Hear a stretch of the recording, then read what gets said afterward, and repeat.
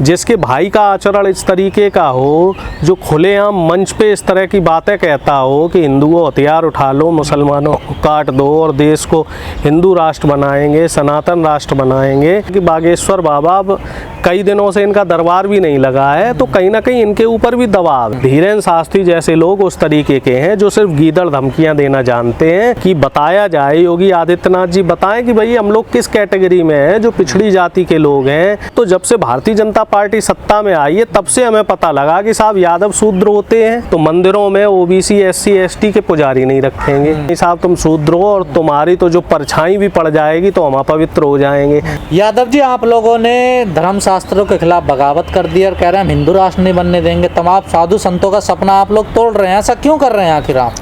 देखो साहब, पहली बात तो आप ये समझ लो कि हमारा देश कोई कट्टरपंथ वाली विचारधारा से नहीं चल रहा, देश चल रहा है संविधान से, और संविधान में साफ तौर पे लिखा गया है कि हमारा जो देश है वो धर्मनिरपेक्ष देश है। तो यहाँ हिंदू राष्ट्र की मांग करना, मुस्लिम राष्ट्र की मांग करना, ईसाई राष्ट्र की मांग करना बिल्कुल ही सरासर संविधान के हिसाब से गलत है।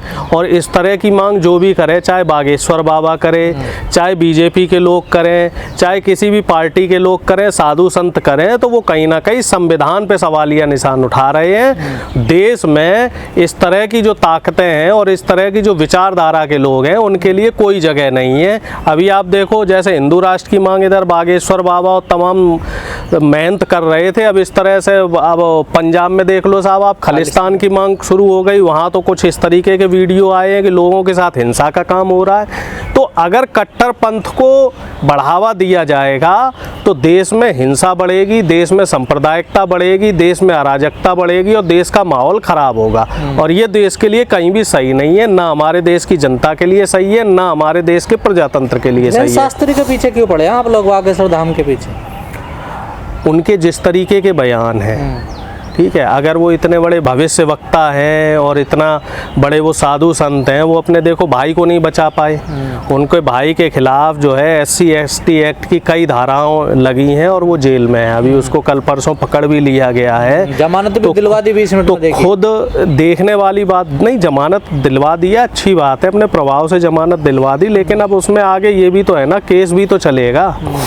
तो जो बाबा जिसके भाई का आचरण इस तरीके का हो, जो खुलेआम मंच पे इस तरह की बातें कहता हो कि हिंदुओं हथियार उठा लो, मुसलमानों को काट दो और देश को हिंदू राष्ट्र बनाएंगे, सनातन राष्ट्र बनाएंगे, तो आप किस सनातन धर्म की बात कर रहे हो? क्योंकि हमारे धर्म ने हमेशा अन्य धर्मों का सम्मान किया है और हमारे देश में हजारों साल से सभी धर्म के लोग, चाहे वो मुस्लिम धर्म के लोग हों, चाहे ईसाई धर्म के लोग हों, एकता और अखंडता के साथ रह रहे हैं। और इस तरह के जो महंत इस तरह की बातें करते हैं तो वो कहीं ना कहीं उनका इसके पीछे राजनीतिक महत्वाकांक्षा होती है। को आप कह रहे हैं मुसलमान विरोधी है, उनके तो जीजा खुद मुस्लिम, ऐसी खबरें आ रही हैं। देखो, ये मुसलमान विरोधी नहीं है, इनका जो इस तरह के लोग हैं, इन लोगों की एक पॉलिसी होती है कि इनके हिसाब से जो गरीब मुसलमान है उसको तो ये देशद्रोही बताते हैं, राष्ट्रद्रोही बताते हैं, और जो अमीर मुसलमान होता है उसके साथ ही अपनी बहन बेटियों का रिश्ता करते हैं। धीरेन्द्र शास्त्री कोई पहला उदाहरण नहीं है, इस तरह के तमाम उदाहरण हैं। चाहे आप सुब्रमण्यम स्वामी जी की बात कर लो, चाहे आप लाल कृष्ण आडवाणी जी की बात कर लो, इस तरीके से BJP RSS से जुड़े हुए तमाम नेता हैं, तमाम ऐसे लोग हैं जिन्होंने मुसलमानों के साथ रोटी और बेटी का संबंध किया है। और ये लोग सिर्फ आम जनता को बेवकूफ़ बनाना चाहते हैं, उनको जो है धोखे में रखना चाहते हैं, और जनताओं को कहीं ना कहीं इस तरह की चीज़ें समझ में आ रही हैं। इसी वजह से इन लोगों का विरोध भी शुरू हो गया है। आपने देखा होगा कि बागेश्वर बाबा अब कई दिनों से इनका दरबार भी नहीं लगा है, तो कहीं ना कहीं इने ऊपर भी दबाव है। कह रहे पिछड़े नहीं लगन दे रहे हैं दरबार, पिछड़ों को पता नहीं क्या हो गया मध्य प्रदेश के। नहीं, निश्चित तौर पे मध्य प्रदेश में लगभग 50% से ज़्यादा आबादी है, 54-55% पिछड़े जाति के लोग हैं। और वहाँ पे जो मौजूदा सरकार है भारतीय जनता पार्टी की, उन्होंने पिछड़ों का जो आरक्षण था 27% से घटा के 14% कर दिया। जो पिछली कांग्रेस सरकार आई थी तो उन्होंने एक विधेयक लाया था 27% का, जिसको खारिज करते हुए 14% आरक्षण कर दिया। और जो तमाम सरकारी पद हैं मध्य प्रदेश में, उनमें पिछड़ों की जो भर्तियाँ हैं उसमें भी कई जगह धांधली देखने को मिली है और वहाँ का पिछड़ा अपेक्षाकृत जागरूक है और उसने लामबंदी कर रखी है शिवराज सिंह सरकार के पीछे। वहाँ आपने पिछले दिनों में देखा होगा कि कई बड़े मूवमेंट हुए हैं, कुछ समाज सेवी संस्थाओं के मूवमेंट हुए और तमाम पार्टियों के भी जो पिछड़े वर्ग के सम्मेलन हुए, तो उसमें बढ़ चढ़ के लोग आए हैं और वो लोग जो है वो ये चाहते हैं कि देश में इस तरह की सांप्रदायिकता को किसी भी तरीके से बढ़ावा ना दिया जाए। आप लोग डरा रहे हैं धीरेन्द्र शास्त्री। अब धीरेन्द्र शास्त्री जैसे लोगों को कौन डरा सकता है?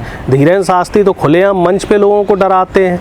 ये बात अलग है कि नागपुर से पीठ दिखा के भाग आए। नागपुर में जब उन पे सवाल किए गए, उनको चुनौती दी गई कि आप चमत्कार करके दिखाओ, आप काला जादू करके दिखाओ, हम आपको 10 लाख रुपए का इनाम देंगे, तो वहाँ वो अपनी राम कथा बीच में छोड़ के भाग आए। धीरेन्द्र शास्त्री जैसे लोग उस तरीके के हैं जो सिर्फ गीदड़ धमकियाँ देना जानते हैं और अगर आप खुल के इनका विरोध करें, इनसे सवाल करें तो ये लोग दुबक जाते हैं, छुप जाते हैं। नहीं तो अब हिंदू होने के क्या पैरामीटर हैं? अगर आप बीजेपी की हाँ में हाँ मिलाएंगे तभी आप हिंदू होंगे? क्या आप हिंदू राष्ट्र की मांग करेंगे तभी आप हिंदू होंगे? फिर रामचरितमानस का या मनुस्मृति का क्यों विरोध कर रहे हैं आप? नहीं, हमने कभी रामचरितमानस का विरोध नहीं किया। हाँ, मनुस्मृति का विरोध जरूर किया है क्योंकि मनुस्मृति देश को 4 भागों में बांट रही है, देश की जनता को। रामचरितमानस का विरोध कहाँ किया? वो तो हमारा धार्मिक ग्रंथ है। अब उसमें जो कुछ श्लोक हैं, सिर्फ उन श्लोकों पे सवाल किया गया और वो सवाल भी सिर्फ तुलसीदास जी से किए गए। देखिए, धार्मिक आस्थाएं हमारे धर्म ग्रंथों से जुड़ी हुई हैं, चाहे वो भगवत गीता हो, रामचरितमानस हो, इसका तो कभी कोई विरोध कर ही नहीं सकता। और अगर कोई व्यक्ति इस तरीके से किसी धार्मिक ग्रंथ का विरोध करता है तो वो गलत है। अखिलेश यादव पूछ रहे हैं मैं शूद्र हूँ, क्या हूँ? आप भी यादव हैं, तो आप क्या हैं? अब ये बात अगर मनुस्मृति के हिसाब से देखा जाए तो वो तो हम लोगों को शूद्र मानते हैं। मनुस्मृति में साफ तौर पे लिखा हुआ है कि समाज जो है वो 4 भागों में विभाजित है, ब्राह्मण, क्षत्रिय, वैश्य और शूद्र। अब ना तो मैं ब्राह्मण वाली कैटेगरी में आता हूँ, ना वैश्य वाली में आता हूँ, ना क्षत्रिय वाली में आता हूँ। तो सवाल अखिलेश जी का भी अपने हिसाब से लाजमी है कि बताया जाए, योगी आदित्यनाथ जी बताएं कि भाई हम लोग किस कैटेगरी में हैं। जो पिछड़ी जाति के लोग हैं, जो दलित लोग हैं, ये लोग किस कैटेगरी में आते हैं? जो आपने मनुस्मृति के हिसाब से जो समाज को बांट रखा है, तो ये लोग इसको बेहतर बता सकते हैं। अब जहाँ तक मेरी जानकारी है, मैं जितना समझ पाया हूँ, तो हमें तो ये इतनी जानकारी कि साहब हम सनातनी थे और धर्म से हम हिंदू थे और जाति से हम यादव थे।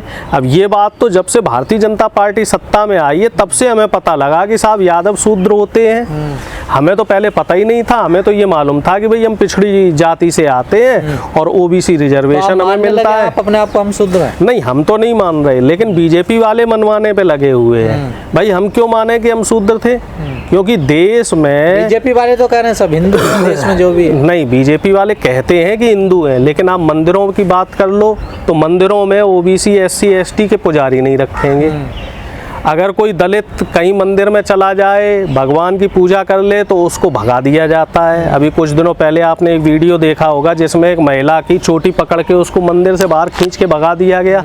कर्नाटक की बात है, वहाँ पे एक दलित बच्चे के ऊपर जुर्माना लगा दिया गया क्योंकि उसने मंदिर को छू लिया। और इस तरह के तमाम उदाहरण हैं। स्कूल में आप साहब घड़े से पानी पी लो किसी टीचर के, तो वो टीचर पीट के आपको मार देता है। तो ये बीजेपी और आरएसएस की जो विचारधारा के लोग हैं, ये सिर्फ कहने भर के लिए, सिर्फ इस्तेमाल करने के लिए जो एससी, एसटी, ओबीसी और जो बहुजन लोग हैं, इनको हिंदू बना के रखते हैं। और जब बराबरी का अधिकार देने की बात आती है, जब सत्ता में भागीदारी की बात आती है, जब देश के साधनों संसाधनों में हिस्सेदारी की बात आती है, तब ये लोग हमको जो है ये बोलते हैं कि नहीं साहब तुम शूद्र हो और तुम्हारी तो जो परछाई भी पड़ जाएगी तो हम अपवित्र हो जाएंगे। तो इस तरह की जो दोगली बातें बीजेपी आरएसएस के लोग करते हैं, तो वो किसी भी लिहाज से हमारे देश के लिए ठीक नहीं है, हमारे देश के संविधान के लिए ठीक नहीं है, हमारे देश के लोकतंत्र के लिए ठीक नहीं है। तमाम मध्य प्रदेश के पिछड़े और भीम आर्मी वाले को धमकी दे रहे हैं, उनका दरबार भी नहीं लगा है कई दिन से। तो ये कहाँ तक जायजा आप लोगों का? देखिए, अगर कोई गलत करेगा तो उसके साथ गलत होगा। ये सृष्टि का नियम है, क्रिया प्रतिक्रिया का। धीरेन्द्र शास्त्री जी ने भी तमाम बार उनके जो दरबार में देखने में आया है कि कोई दलित उनके पास जाता है तो आप उसको पैर नहीं छूने देते हो, कहते हो कि भाई दूर रह, मेरा धर्म भ्रष्ट हो जाएगा, और आप धर्म गुरु बने हुए हो। तो आप किस तरह के धर्म गुरु हो जो खुले मंच पे आप इस तरीके का जो जाति और धर्म का जो ताना बाना है, ये दिखा रहे हो कि मैं ऊंची जाति से आता हूँ और कोई नीची जाति का व्यक्ति आता है तो आप उसको टच नहीं करोगे, उसको पैर नहीं छूने दोगे, तो इस तरह की चीज़ों का विरोध है। आप राम कथा कहिए, कृष्ण कथा कहिए, हमारे धार्मिक ग्रंथों को गाइए लोगों से, और लोगों को की जो धार्मिक आस्थाएं हैं उन धार्मिक आस्थाओं पे बात कीजिए, इसमें कोई बुराई नहीं है। शास्त्र तो हिंदू राष्ट्र की परिभाषा भी दे रहे हैं ना। लेकिन अगर आप हमारे लोगों को के साथ जाति करेंगे, उनकी बेइज्जती करेंगे, उनके साथ दुराचार करेंगे, तो विरोध उस चीज़ का हो रहा है। जो तमाम ओबीसी सभाएं हैं, जो तमाम सामाजिक संगठन है, वो धीरेन्द्र शास्त्री जी का जो आचरण है उसका विरोध कर रहा है। वो तो हिंदू राष्ट्र की परिभाषा भी दे रहे हैं, अखंड भारत। देखिए साहब, अभी धीरेन्द्र शास्त्री जी को कुछ जल्दी है, मुझे लग रहा है उन्हें भी राज्यसभा में जाना है भारतीय जनता पार्टी से, और भारतीय जनता पार्टी उनको इस्तेमाल कर रही है क्योंकि मध्य प्रदेश में चुनाव आने वाला है। और मध्य प्रदेश की अगर हम बात करें तो एक बहुत 18 साल के आसपास मध्य प्रदेश में शिवराज सिंह जी की सरकार रही है, और वहाँ पे जो विकास कार्य होने चाहिए थे उनको करने में भारतीय जनता पार्टी पूरी तरीके से विफल रही। तो इस वजह से धीरेन्द्र शास्त्री जैसे लोगों को इस्तेमाल करके धार्मिक पोलराइजेशन करने की कोशिश की जा रही है। लेकिन पिछड़ा जो समाज है मध्य प्रदेश का, वो अपेक्षाकृत ज़्यादा जागरूक है, और वो इस तरह का जो धीरेन्द्र शास्त्री की जो साजिश है या बीजेपी आरएसएस के लोगों की जो साजिश है, उस साजिश को नाकाम कर रहे हैं। धीरेन्द्र शास्त्री कहते हैं मैं कच्ची को, वो तो पता लग जाएगा। आसाराम बापू भी इसी तरह कहते थे, वो भी अपने आप को भगवान मानते थे। राम रहीम भी अपने आप को भगवान मानता था, रामपाल भी अपने आप को भगवान मानता था। इन बाबाओं का, इन पाखंडियों का जो हश्र हुआ, धीरेन्द्र शास्त्री भी उसी कड़ी में अगले मोहरे हैं। संतों का जो सपना है हिंदू राष्ट्र बनाने का, इससे आप लोगों को क्या नुकसान होगा? देखो साहब, हमने आपको पहले ही कहा कि हमारा जो देश है वो चलेगा साहब संविधान से, और हमारा देश एक धर्मनिरपेक्ष देश है। तो पहली बात तो यहीं पे खत्म हो जाती है हिंदू राष्ट्र वाली। आप हिंदू राष्ट्र मांगोगे, आप 75-80% आबादी में हो, हम और आप, हम हिंदू राष्ट्र मानेंगे। तो फिर जो 14-15% वाले मुसलमान हैं वो कहेंगे साहब इसको इस्लामिक राष्ट्र बनाया जाए। तो वो कहेंगे साहब इतना एरिया डिवाइड कर लो जी, 15% जो ज़मीन है वो हमें दे दो, हम मुस्लिम राष्ट्र बना लें। फिर जो सिख हैं वो कम्युनिटी भी 3-4% है, वो कहेंगे साहब हमें खालिस्तान बना के दे दो। कुछ बौद्धिस्ट जो हिंदुओं से कन्वर्ट हो रहे हैं वो कहेंगे साहब बुद्ध धर्म का बुद्ध राष्ट्र बना के दे दो। तो ऐसे तो देश के कई टुकड़े हो जाएंगे। और क्या देश को तोड़ने के लिए ही देश का संविधान बनाया गया था? और जहाँ तक मैं समझता हूँ कि देश का जो संविधान है वो देश को जोड़ने के लिए बनाया गया है, ना कि तोड़ने के लिए।